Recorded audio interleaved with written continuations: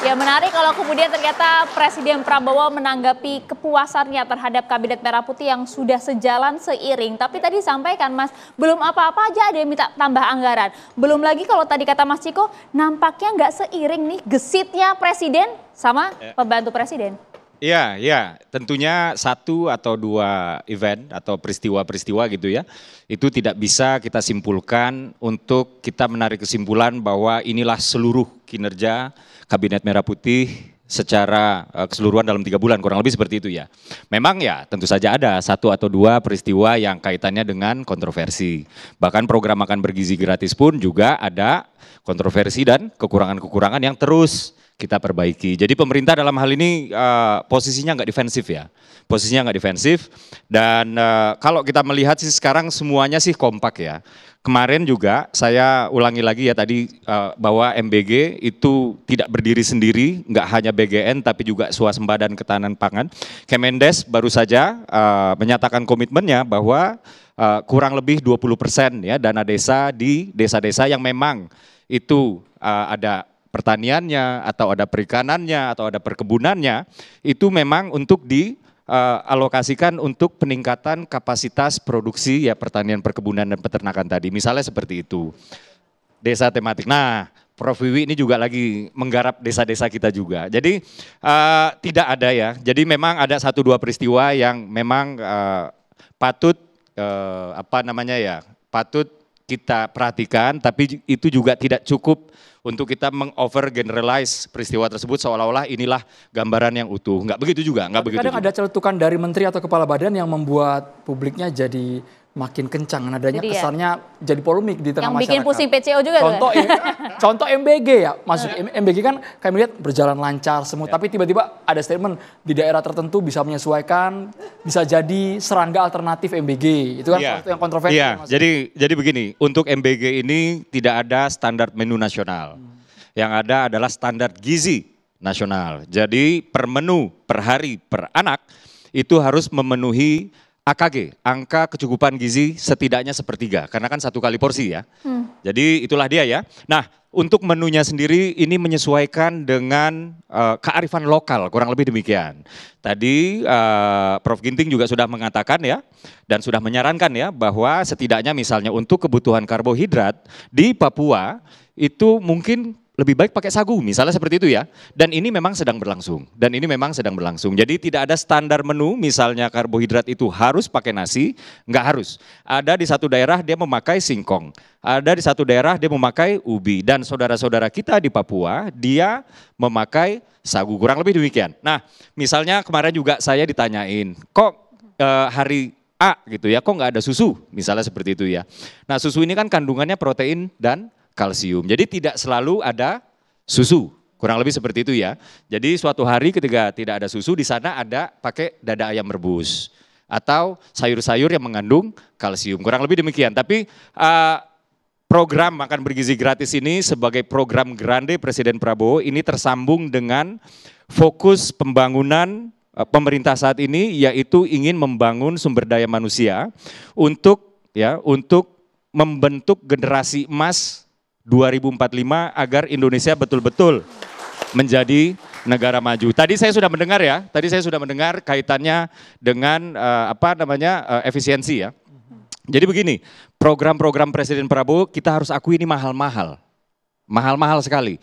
Makan bergizi gratis ya, itu dalam tahun ini sudah dianggarkan 71 triliun rupiah. Terus habis itu periksa kesehatan gratis, ini akan digelontorkan itu 4,7 triliun rupiah dan lain-lain gitu. Nah kemudian dananya dari mana? Kurang lebih demikian ya. Sementara pajak itu PPN nggak jadi dinaikin, hanya untuk barang-barang mewah. Nah inilah dia yang patut penonton dan kawan-kawan sadari ya. Kalau Presiden Prabowo mau ngambil jalan gampang, tentunya PPN yang naiknya 1% itu dikenakan kepada barang-barang konsumsi tadi.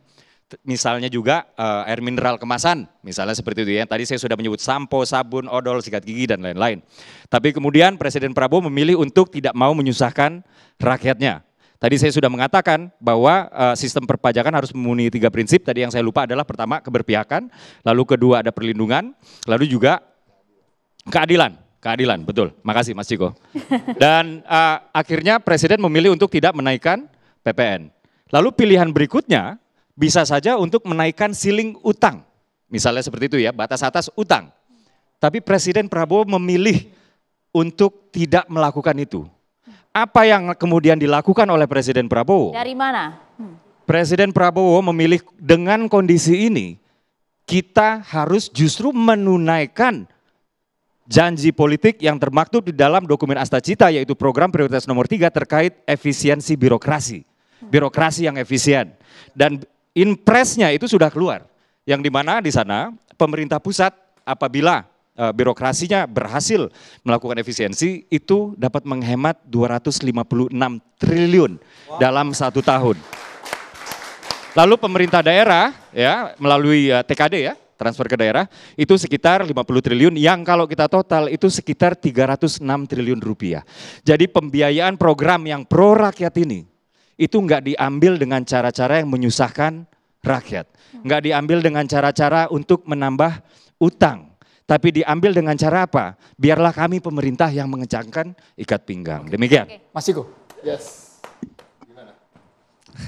Signifikan. Kalkulasi hitung-hitungannya bukan berhenti sampai bulan Juni tapi terus kolaborasi antara pusat dan daerah. Tapi tadi lupa, ada yang lupa di apa yang disampaikan ya kan, mungkin lupa dengan sengaja atau tidak sengaja kita nggak tahu. Jadi mengurangi anggaran IKN ya kan, menghentikan pembangunan infrastruktur sementara karena mungkin itu warisan yang lama. Jadi dan UKI kan juga pendukung beratnya Pak Jokowi ini.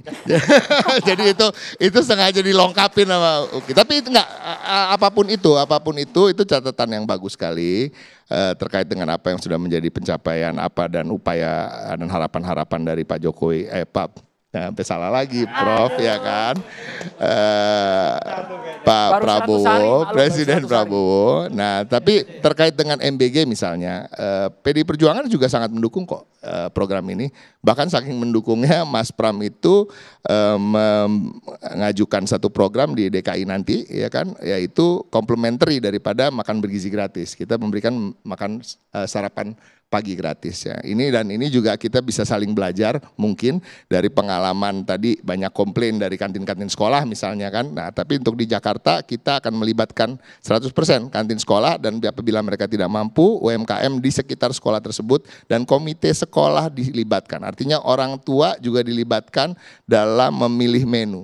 Tapi tetap diawasi oleh Dinkes untuk memenuhi kebutuhan gizi itu. Jadi kebutuhan gizinya harus terpenuhi dan ini suara tim enggak artinya gini, mungkin akan ada bisa kerjasama nanti antara siapa-siapa yang mengelola MBG dengan siapa-siapa nanti di Jakarta yang mengelola sarapan gratis. Nah terkait dengan ini saya ingin memberikan satu penegasan dari posisi PDI Perjuangan terhadap pemerintahan Pak Prabowo itu adalah yaitu tadi mendukung dan mengawasi, mengawal. Nah mengawal ini kan bukan berarti mengawal 100% apakah bila kebijakan ini benar atau salah kita tetap kawal dan kita tetap maju, nggak begitu. Artinya mengawal Ibu Megawati Soekarno Putri kemarin dalam BIMTEK seluruh anggota legislatif Partai PDI Perjuangan memberikan arahan terkait misalnya food estate di Merauke. Kita dukung tapi tolong dikawal oleh kader yang khususnya di Papua. Kawalnya gimana? Jangan sampai program ini merusak lingkungan hidup. Ya kan, artinya dikawal tuh bukan hanya didukung supaya berjalan tanpa hambatan, enggak. Tapi kalau terjadi hal-hal yang kita tidak inginkan, tentu harus diingatkan. Siap mengkritisi ya? Pastinya.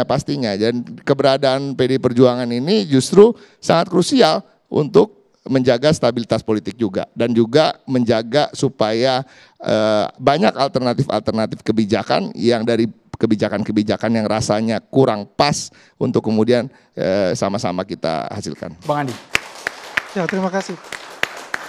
Ya, ini sangat menarik sekali, tapi saya akan tambahkan dari Mas Uki, yaitu kalau kita lihat, saya ini akan concern terhadap ketahanan pangan.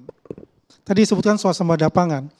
Kalau tidak salah, tahun 2025 ini akan ada swasembada pangan untuk beras, jagung, tidak akan impor lagi untuk itu. Terus garam dan gula, yang saya ketahui itu. Dan kalau itu terjadi memang luar biasa sekali dampaknya. Artinya kita punya devisa untuk keluar itu bisa tertahan, bisa di switch ke makan siang bergizi gratis. Perlu kita ketahui juga bahwasanya beberapa kementerian, ini perlu kita apresiasi juga. Bagaimana memberikan contoh kepada kementerian-kementerian lain, bagaimana mengelola kementeriannya. Saya sambil contoh misalnya di Kementerian Pertanian. Pak Menteri, Pak Amran ini luar biasa, bagaimana dia bisa mengelola yang dulunya adalah quote unquote, adalah sarang dari macam-macam, dari mafia di sana. Sehingga kita impor terus. Ya. Nah sekarang beliau mencoba. Ya, tahun 2025 tidak ada impor. Kita apresiasi untuk itu. Dan juga kedua, tata kelola pupuk. Petani ini merasakan begitu menderitanya ketika dia mau tanam tidak ada pupuk. Ini juga bermasalah. Ada apa? Karena ada mafia pupuk di sana dan dia berantas juga untuk itu. Bisa dibayangkan dalam satu karung isinya itu bukan pupuk, ada tanah dicampur. Ini diketahui untuk itu. Nah ini perlu kita apresiasi kepada Kementerian Pertanian untuk menjaga ketahanan pangan kita. Dan yang kedua, coba kita lihat mengenai judi online. Ya, mengenai judi online ini kita berantas, kan Desta Cita itu harus ada, itu harus diberantas judi online itu. Dan kita lihat bagaimana Komdij luar biasa dengan Satgas anti judi online itu akhirnya apa? Terbuka semua. 900 triliun devisa kita melayang. Hilang begitu saja. Coba kalau devisa itu 900 triliun itu ada di kita.